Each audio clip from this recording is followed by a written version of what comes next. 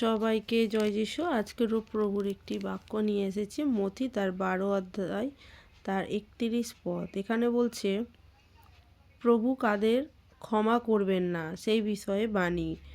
এই জন্য আমি আপনাদের বলছি, মানুষের যে কোনো পাপ ও ঈশ্বর নিন্দার ক্ষমা হবে, কিন্তু পবিত্র আত্মার নিন্দার ক্ষমা হবে না।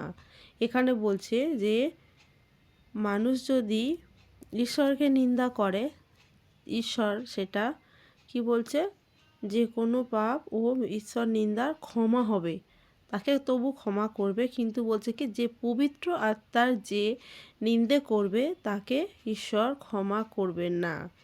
এখানে আমাদের প্রভু শেখাচ্ছে যে পবিত্র আত্মা তিনি এখন আমাদের কাছে দিয়েছেন। পিতা পিতার কাজ করেছে, পুত্র পুত্রর কাজ করেছে, তিনি পবিত্র আত্মাকে দিয়েছেন। আর সেই পবিত্র আত্মায় এখন আমাদের সমস্ত কিছুতে আমাদের গাইড করে। আর এখানে বলছে সেই পবিত্র আত্মার ক্ষমা যে নিন্দে করবে তার ক্ষমা হবে না। হ্যাঁ, প্রভু যিশুর এই বাক্য আমরা যদি সত্যি মন থেকে মানি, তাহলে আমরা প্রভুকেও আর প্রভু পবিত্র আত্মা তাকেও আমরা নিন্দে করতে পারবো না। নিন্দে যারা করবে তাদের জীবনে ক্ষমা পাবে না। সবাইকে জয় যিশু।